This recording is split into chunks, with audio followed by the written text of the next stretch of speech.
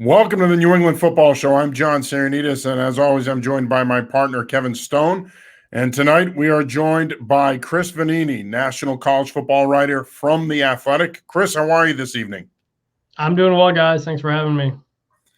Well, thank you for taking the time to join us. I know that it's certainly going to be a busy stretch here for college football writers and NFL writers alike with the draft a week from Thursday. So let's just jump right into it. And I know that when I crafted the questions for tonight's show and I sent them over to you, I'm thinking to myself, geez, Chris is going to think you're coming right at me lock, stock, and barrel right out of the gate with this question. But it's a question that I think is pertinent to what's going on today in college athletics in general, but in particular college football. This is a football live stream, so we're going to focus on football. But what are your overall thoughts right now on the state of college football? There's a lot of moving parts. There's a lot going on.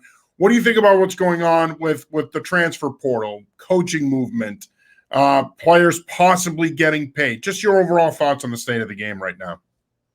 Yeah, I mean, this is one of the biggest periods of change we've seen in college sports in decades. And, we were building up to this moment for a while, and the NCAA just kind of pushed back against it at every turn. You look at the last 10, 15 years, you look at the money from TV contracts, the millions and millions of dollars going to coaches, the $20 million buyouts that are being paid to coaches. Everybody understands that there's so much money going on in college sports, especially football and basketball, that the players need to be able to make a cut of it. That doesn't mean schools necessarily paying players. They've got the name, image, likeness stuff going around with Congress, and what that would mean is basically it'd be like the Olympic model where athletes can get sponsorships and do stuff like that. So that was a long time coming. You've got politicians on both sides who are in favor of that. And with the transfer stuff, we've seen coaches stay at schools for a year and leave. We've seen coaches sign a recruiting class and then leave. Coaches have always been able to leave whenever they want and not have to sit out a year like football and basketball players typically do. If you transfer, you got to sit out a year. And that's kind of the argument that they make. And so all of these changes are happening kind of all at once, but they're really changes that have been building for quite a long time. Now, I have to ask, in your opinion, what are your thoughts on the transfer portal? Do you like it the way that it's currently constituted, or do you think that it might be a little too laissez-faire and it might need to be tweaked? I think the setup is good, but players really need to be educated on how this works. I think the biggest thing we don't talk about with transfers is all the players who don't find a spot. I mean, most players are not transferring up a level. Most of them are transferring down, and there may not be spots for you at these other schools. Schools can only bring in a maximum of 25 players a year in football. And if there are hundreds and hundreds and hundreds of players and they're signing recruiting classes full of high schoolers, the math doesn't work. There are a lot of kids who are going to be left out. So you just hope, they don't get the wrong person in their ear who convinces someone to leave a situation that maybe they shouldn't leave, and they get put in a bad spot. So coaches have made that point a lot. And obviously coaches don't like the transfer portal because they could lose players. But it is true that you hope the players are properly educated on what possibilities are out there. Yeah, because I think a lot of people look at Justin Fields and Tate Martell and some of these other high-profile recruits / players that have transferred. And I think you bring up a great point, Chris, that the majority of players end up having to transfer down, whether it be FCS. In some cases, some players have had to go down to the D2 level to play, or even D3. So I think that that's a very valid point that kind of gets lost in translation when we look at the transfer portal and how it works. Yeah, I mean, Justin Fields was like the number one recruit, number two quarterback in his class behind Trevor Lawrence. He was always going to find a spot. There are certain players, if you're a top player at a group of 5 school, you can probably find a spot to move up. But if you're someone who, the worst situation is someone gets there and they're a freshman and they don't like the situation they're in, they want playing time and they think they can go somewhere else and get it, and maybe they can't get it. You typically have to grow in these programs. Only a handful of players are good enough to play right away and become a star right away. So overall it's good. It's good for players to have this freedom. They should be able to make these choices. They should not have to sit out a year if they want to go somewhere else. I mean, regular students transfer. Right. It's not like they have to sit out a year of getting taught in classes. So never really made sense. So it's good to have this situation to give players this choice. You just want to, make sure everybody makes, a smart choice. Yeah. Now, Chris, speaking of the transfer portal, one of the bigger names last year was Phil Jakovic for BC. And he ended up making a huge difference for them. We were lucky enough to be one of the outlets that got to cover them last year. And from day one, John will tell you, I was all in on Jeff Hafley. Just the way it was a little weird, Chris. I have to admit, he was a little too into Jeff Hafley, but it is what it is. But looking at what they've done and what they're now becoming, as a program, what are your thoughts on BC and what Hafley's doing? And is it too early to call them a potential contender in the ACC?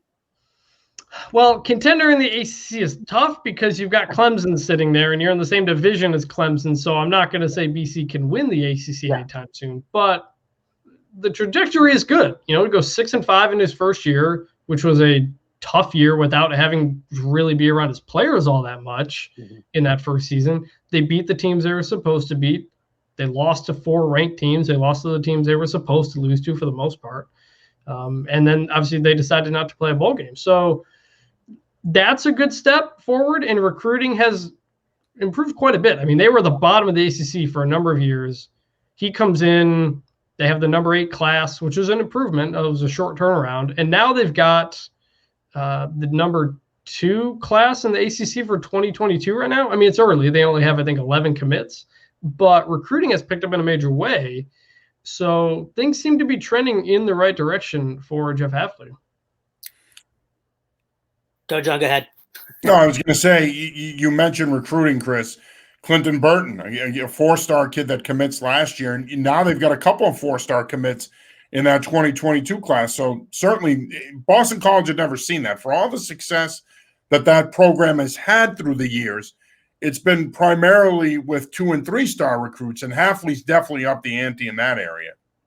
Yeah, and it's a tough place to recruit to. I mean, the academics are high. The facilities weren't great for a while. I know they just have that new practice building opened a couple of years ago. So there's more to sell than there had been in the past. It's certainly the ACC is kind of a weird league where you've got the Northeast all the way down to Florida, down to Miami. So it's kind of a strange setup. But recruiting has picked up, and I think they have more to sell. And Hafley's just simply doing a good job of selling it.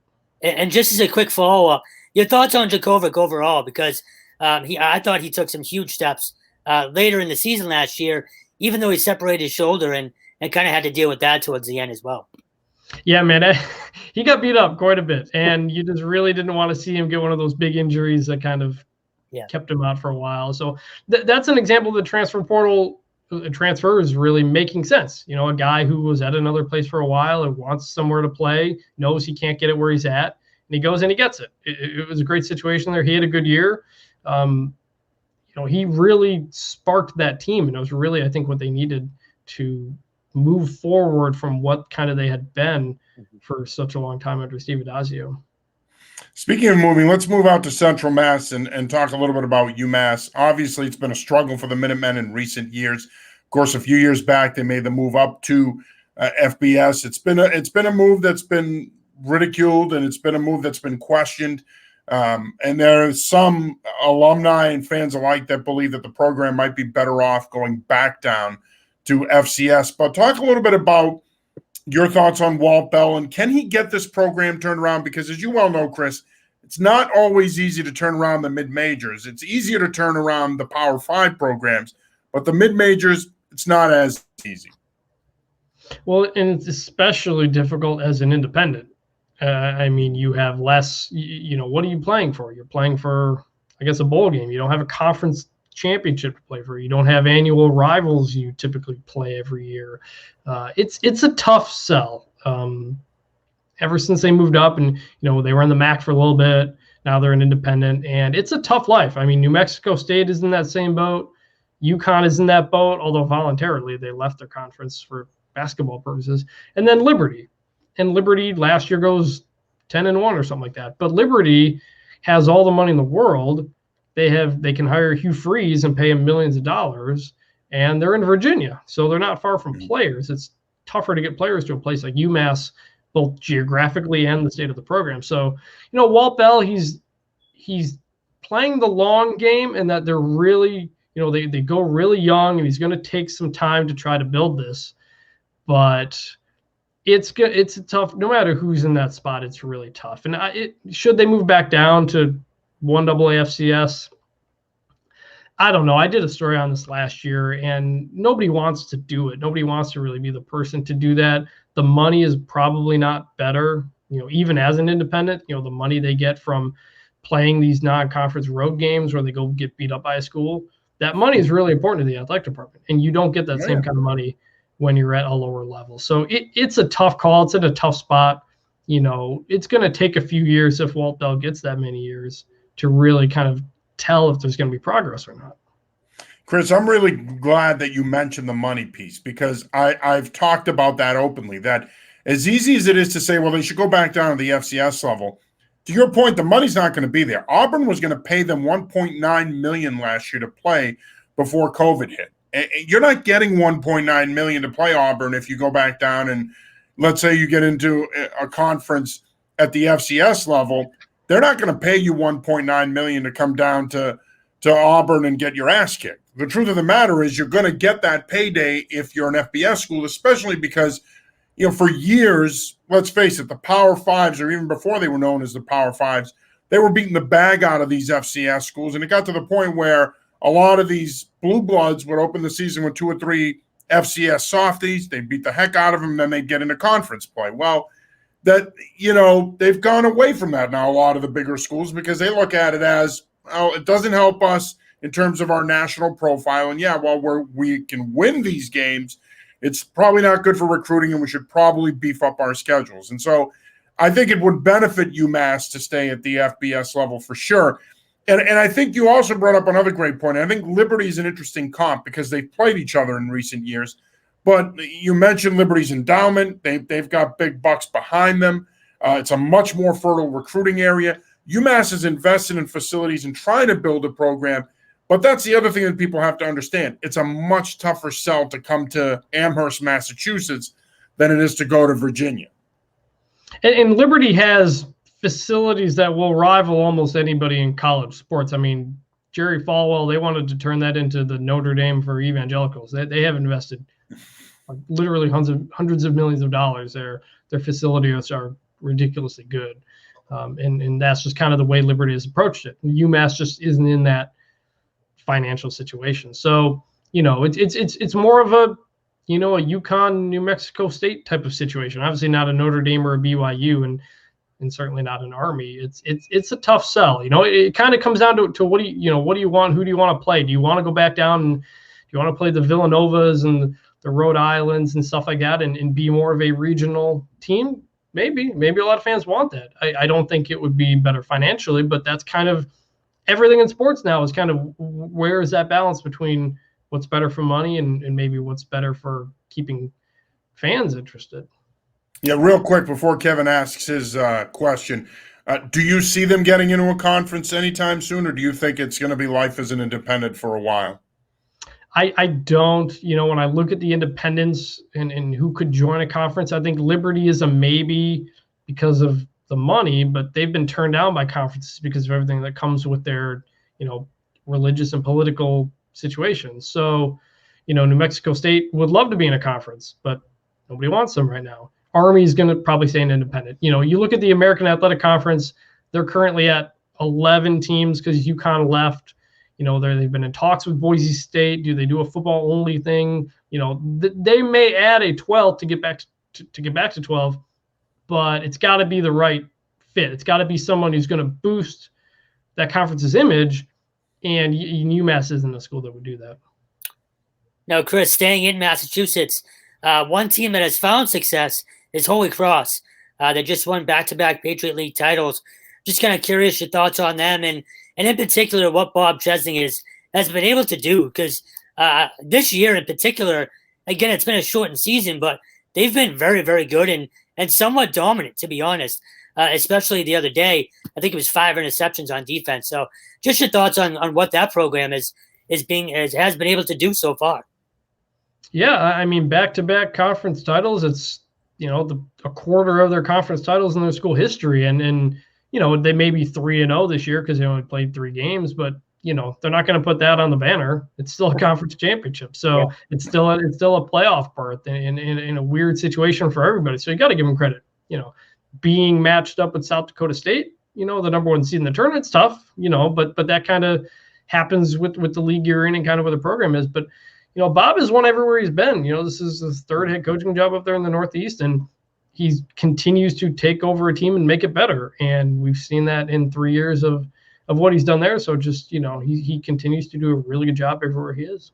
And just as a quick follow-up as well, you talk about recruiting for UMass, and obviously it's not easy to get people to go, out to Western Massachusetts. What do you think it is about his recruiting style or the staff that has kids, and good kids too, going to play for him? Yeah, at the FCS level, at that point, the recruiting services don't tell you anything about the players. You're not really typically seeing a lot of 3-star guys. It's typically just guys don't really know about. So you have to find under the radar guys who are willing to go to a school like Holy Cross and everything that comes with it. And especially if it's easier when you're selling a winning program, but at the beginning you're not. So, it's finding the right guys who fit your system and knowing how to develop them. I mean, I look at, I did a story a year ago on Princeton. They're FCS 1AA, but they're an Ivy League school, yet they're beating out Power 5 programs for players sometimes. They had a quarterback who chose Princeton over Alabama. So sometimes you can get guys like that, but it's really understanding who you are and telling kids that, we can win if you stay here. These are not kids that are going to go on to the NFL. These are not kids who have dreams of the NFL. So it's finding the kids who understand what the level is and what they want to get out of being a football player. Yeah, and you mentioned Bob Chesney's success at other stops. Of course, he was at Salve Regina and Assumption. He did a tremendous job at both of those programs.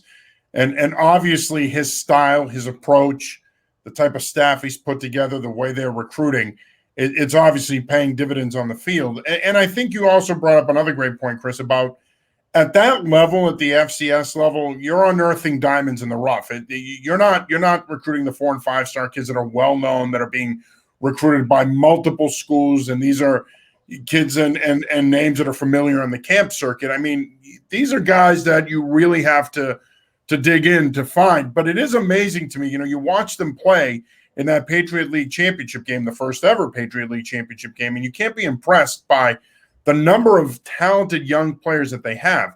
And I think one of the things that gets lost on people at that level is attrition. You do have some turnover. It's not like Alabama or Notre Dame or Clemson, where guys will play at least their first 2 years and then enter the league. You do tend to have more turnover at that level. So I think that makes it pretty impressive as well in terms of what he's done. I do want to pivot here and talk a little bit about the NFL draft real quick. Obviously, the quarterbacks are the talk of this year's draft class. If I asked you to rank the 5 quarterbacks that are projected to go in the first round, how would you rank them? Well, Trevor Lawrence is number 1. I mean, he's been the number 1 pick for 5 years. Back when he was a high school player, and he was the number 1 high school recruit. Number 2 it's tough. It's Justin Fields and Zach Wilson. Between the two, you look at Justin Fields. You see the numbers he puts up against Clemson. You see the offense he's playing in under Ryan Day, a former NFL coach. I think he was at Boston College, before. And then you look at Zach Wilson, Zach Wilson looks like a smaller white Patrick Mahomes. Basically, he can make every throw from anywhere on the field, off balance, whatever you do, he can make every throw. But he hasn't played the best competition. He played behind one of the best offensive lines in college football last year and was not under a ton of pressure. And when we saw him under pressure against Coastal Carolina, he struggled like every quarterback would. So I think Justin Fields is more battle tested. So I would put Justin Fields at number 2, Zach Wilson close at number 3, and then Trey Lance and Mac Jones. And it's tough because really only have 1 year as a starter from both of them. Neither of them have a long tape to look at, but Trey Lance was a redshirt freshman and then didn't play in the fall and was eligible. So he's younger. I mean, he's quite a bit younger than Mac Jones. He's got more physical ability. You know, he can do a lot of things. Mac Jones, not the strongest arm, but he's very accurate. But he also played with the best offense in college football history. I mean, they had the Heisman Trophy winner. They had the best offensive line. They had the best running back. They had everything. They had the best of everything at Alabama. So how does he play when he doesn't have that? It's hard to know. So that's the way I would rank it: Trevor Lawrence, Justin Fields, Zach Wilson, Trey Lance, and Mac Jones. Hey, you bring up a lot of great points. You know, obviously Trevor Lawrence, he's been ballyhooed for a long time. Number two, again, I always say this when it comes to the quarterback position in the draft. I've been covering the draft for over 20 years. Beauty's in the eye of the beholder. And I think you're going to talk to some people that love Zach Wilson's physical skill set.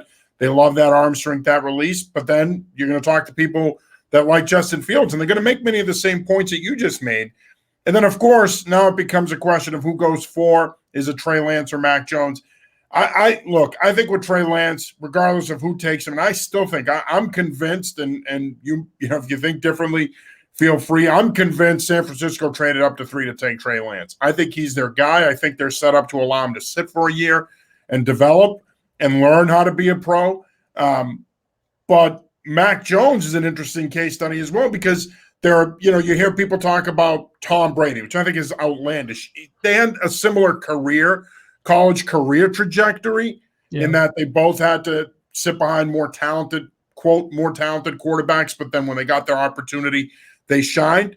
But to compare him to Tom Brady, I think is unfair. When I look at Mac Jones, and you can correct me if I'm wrong or if you think something different, I see Andy Dalton, Kirk Cousins. I don't see Tom Brady. So with that being said, I totally agree with you. I think Zach Wilson goes too, but again, you never know. We could be surprised. But what are your thoughts on my takes here, if you will, on the 5 quarterbacks? Yeah, I mean, I know initially everybody thought the 49ers were moving up to draft Mac Jones, which is a bit strange because I don't know if you had to move up that high to get him. I mean, Mac Jones was not thought of as a top 5 pick until the 49ers made that trade. It's kind of been willed into existence, kind of. At the point, right. I don't know what to make of what people make of Mac Jones. You know, obviously it's impossible to say anybody's Tom Brady, but Tom Brady was a 6th round pick. You know, Mac Jones is the 1st round pick. So I mean, you know, Mac Jones was the best quarterback in the country. He won the awards for that. I actually had him number 1 in my Heisman vote. He put up numbers that were largely better than Joe Burrow a year ago. But again, he also had the best supporting cast maybe in the history of college football. So it's hard to tell how he'll handle not having that. I think he's an incredibly accurate quarterback, and you can't teach accuracy. Either a guy is accurate or he's not going to get better. Josh Allen got better. Josh Allen is an exception. He's a rare exception. He's an exception to the rule. You're not going to get more accurate in the NFL. You're good because the windows are even smaller. So, yeah, Mac Jones, is he top 3? Probably not. But, you know, is he top 10? I could understand that. And with all these guys, it depends where they go. Kyle Shanahan has a great track record with quarterbacks. I think anybody would be happy to join the 49ers there, where you don't have to start right away. You can sit, and you can work under a guy who knows how to work with quarterbacks. So it's kind of how I look at it.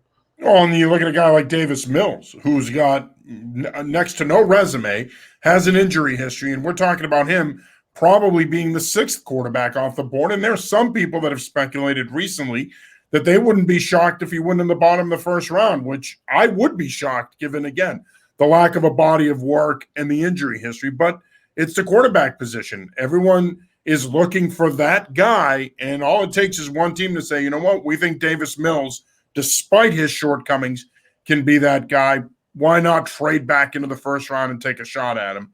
Who knows? Again, I doubt it's going to happen, but we don't know. We're not in these war rooms. We don't know how they stack their boards.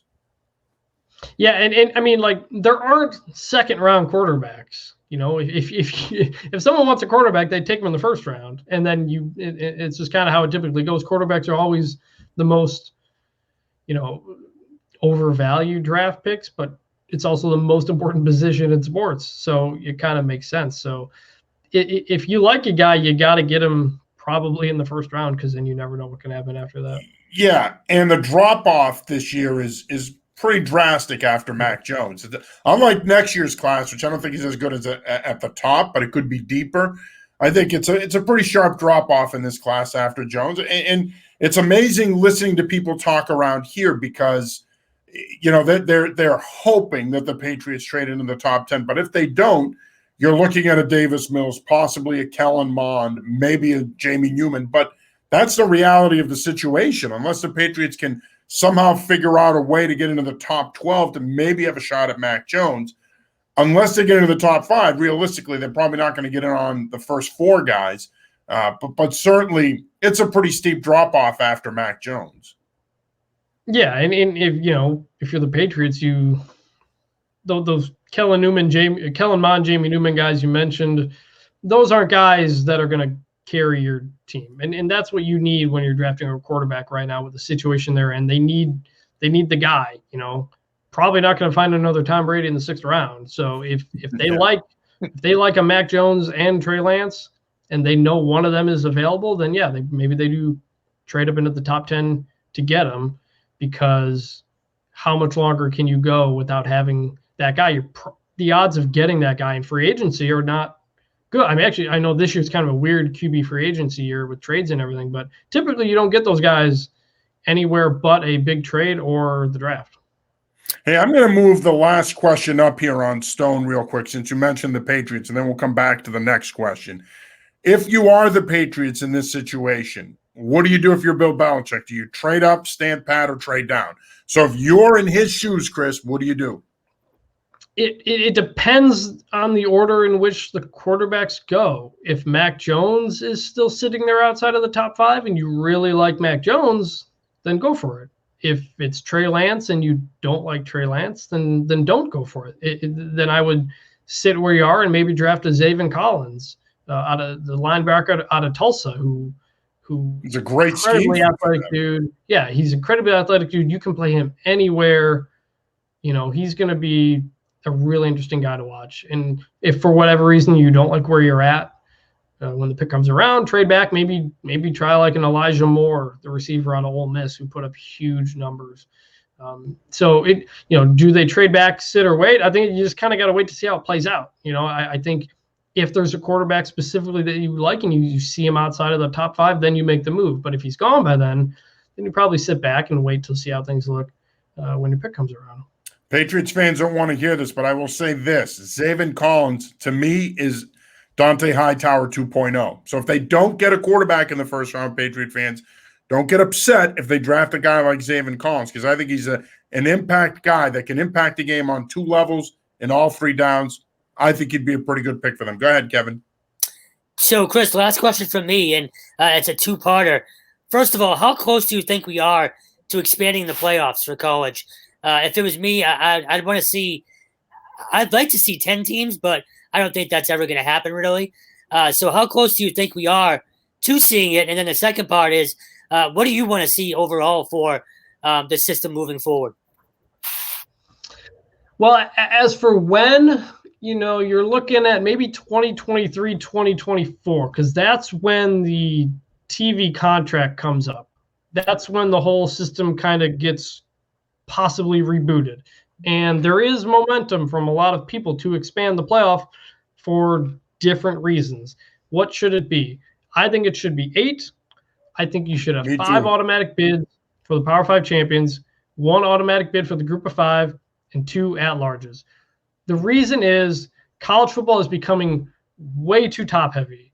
You are having the same 2, 3, 4 teams every year, and then that success builds upon itself. And you have a couple of teams that are just stretching themselves out way past everybody else, and it's not good for the sport. Now, an 8-team playoff, you probably get the same teams in the championship game. Yes, that's fine. But you got to make reaching the playoff the number 1 goal for every team. You look at the NCAA tournament, Selection Sunday, just making the tournament is a big deal for everybody. Then the tournament plays out how it plays out. But you got to have a realistic goal that everybody can reach. If you go to 8 and you do it that setup that I said, you got the Pac-12 in. Pac-12 has missed a playoff, I think, 4 years in a row. That's not good for college football, that the whole west coast of the country, they're not interested in college football by November because their whole conference is out of the mix or something like that. You got to give something that everybody can play for. You want to keep the regular season important, then you give an automatic bid for the conference champion, because then winning your conference becomes like the biggest thing you can do. Yeah, you can lose a game and make up for it. Even if you don't win your conference, you can get an at-large. We've had at-large teams in the 4-team playoff already. Alabama, when they beat Georgia a couple years ago in the playoff, Alabama didn't even win its division. They still made the 4-team playoff and won the national championship. So it's you gotta keep everybody interested in the sport. I mean, you're looking at the Super League now going on in soccer. It's not good.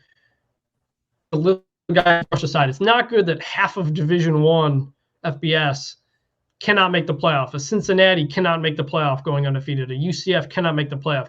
You got to give them a chance. Yeah. You got to give everybody a shot to just make it. And if everybody can make it, then everything becomes more important, and games become more important. And college football, for the long-term health of the sport, cannot be run by the same 3 or 4 teams every year.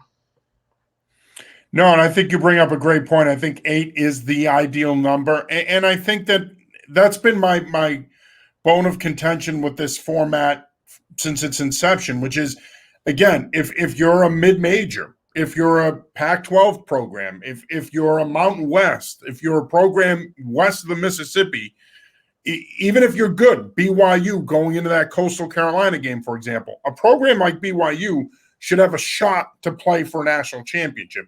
And I think, as someone who's been a small college and high school football coach for 30 years, if you were to tell me, listen, you have no shot of playing for a title, you might be able to play for a conference title, but that's it. Well, what's the incentive as coaches and players to get out there if you don't have a shot to compete for a national championship? And that's where college football has dropped the ball, no pun intended, for a long time. You mentioned the NCAA basketball tournament in March Madness.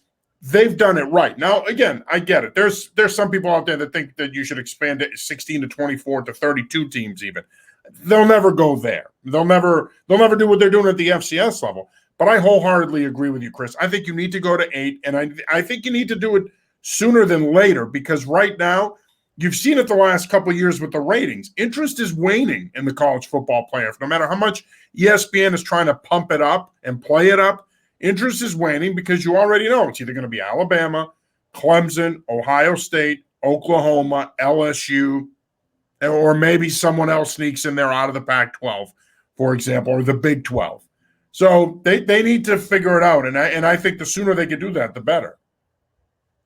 Yeah, and everybody recognizes this. My colleague Nicole Auerbach wrote a really good story right after the national championship game of the unintended consequences that came from this current playoff that people didn't expect.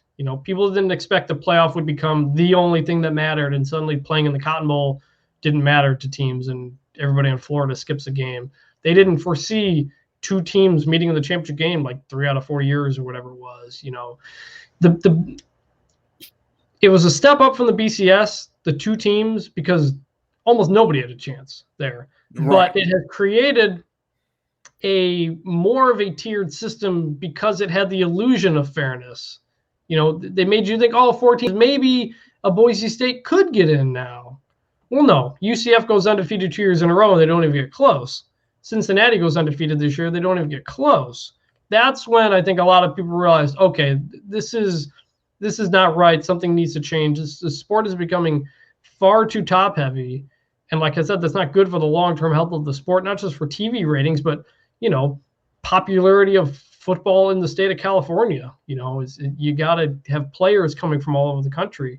When Clemson gets top quarterback DJ Wagner-Lele from California, Alabama and Clemson are taking players out of California now. You need USC. California kid. Yeah, you need Pac-12 schools getting players in their footprint, and showing up at the playoff every year is one way to do that. You mentioned bowls. Are there too many of them? Do you think that it might be time to think about paring back on some of these bowl games? Look, I know a lot of people that can't stand bowl season. I love it. I'm a football junkie, but I know a lot of people that hate it. They think there are too many bowl games, that it's watered down. I disagree only because I think it incentivizes playing football, especially at the mid-major level, What are your thoughts? Too many bowl games or just about in the right amount? No, I'm for all the bowl games that they want to have. It's football in December, and it's college football in December. And I will take any bowl game you want to give me. And these things are TV content. It's what they are. It's what the purpose is. It's why ESPN owns most of them, because the ratings for some random bowl game between Group of Five schools will still do better than an NBA game. It'll still do better than than an NHL game or something like that. So it still matters to TV, and it matters to the kids. Like I used to be one of those people who thought there were too many bowls and whatever, but then I talked with Michael Felder on Twitter at In the Bleachers, who played at North Carolina, and he kind of explained how, one of his favorite memories of playing was the bowl trip. It was like a vacation. They got to go on a fun trip, and the game is the game. But if you're thinking college football players deserve more, they deserve money, they deserve to be able to transfer or whatever, they deserve to get a fun vacation at the end of the season. So, I know a lot of these schools lose money on bowls. Group of Five schools, they can't sell their tickets. They lose money on the travel. But as it relates to the players, as it relates to watching it on TV as a fan, I give me all the bowls you want. I don't care if a 5-7 team makes a bowl game. We had 3-win teams make bowl games this year, and it didn't bother me at all. Yeah, no, I couldn't agree with you more. I love it. I can't get enough of it. Look at how widely popular MACtion is every Tuesday, Wednesday, and sometimes Thursday nights in November. ESPN gets huge ratings for those games. And generally speaking, especially on Tuesday and Wednesday nights, they're broadcasting those games across all their platforms. You'll have a game on ESPN, ESPN2. You might have a game on, one of the ESPNUs. I mean, so that there's interest there. As much as people like to think, there's too many bowl games, I don't care, I lose interest, blah, blah, blah, it's a waste of time and money. There's definitely interest there. All right, final question here. Name one college coach that you think a year from now is going to be sitting in an NFL war room preparing for the NFL draft. It's interesting because coming into this coaching cycle, there were a lot of people who were predicting that a lot of coaches would go to the NFL because they didn't like the changes that were coming. They didn't like the name, image, likeness. They didn't like the free transfers, and that they would look to go to the NFL. And in the end, nobody really left head coach wise. So it was the first year in a few years we didn't have a college coach go to the NFL. So who's it going to be? It's tough. I look at Matt Campbell at Iowa State. He's a guy who's stayed there for a while, turned down some bigger jobs. They could be a top 5 team this coming year, Iowa State. I think Matt Campbell gets a look. I think Luke Fickell gets a look at Cincinnati. When you look at what Mike Vrabel has done with the Titans, kind of in that same mold, a guy who comes from that defensive background. Cincinnati is going to be probably a top 15, top 10 team and should be really good once again. People have been wondering, is Luke Fickell going to take Ohio State or Michigan or Notre Dame or some bigger job that comes open? Maybe, but I think he'll get more interest from the NFL this time around. And then the other is Lincoln Riley at Oklahoma, who is, call him Cliff Kingsbury, whatever. He's a hotshot offensive coach. That's what owners love. So he has turned down plenty of interest in the last couple of years, and that will only continue. So I know I gave you 3 names there. I guess if I had to pick one, maybe I go with a Matt Campbell. How about that? Yeah, no, and those are names that obviously have been mentioned. Campbell has had interview interest the last couple of years, and I think a lot of people are looking for the next Matt Rule, right? A college coach that was successful at building a program and developing a culture, and the thought is, well, there's not much of a difference anymore between the FBS level and the NFL, aside from players getting paid millions of dollars. But I think when it comes to coaching football, there are a lot of similarities, and I definitely think that a lot of these owners are looking for coaches who can build programs and bring in a winning culture. So it'll be interesting to see if any coaches make the jump after this season. Well, Chris, I want to say thank you for taking the time tonight, my friend. A lot of good stuff. Appreciate the time, and let's see. Let's do this again soon down the road. Thank you, Chris. Yeah, no problem, guys. Anytime. All righty. Thank you, Chris. All right, that was Chris Vannini, national college writer for The Athletic. All right, that's it for this week's show. For Kevin Stone, I'm John Sionitas. Until next week, peace. See ya.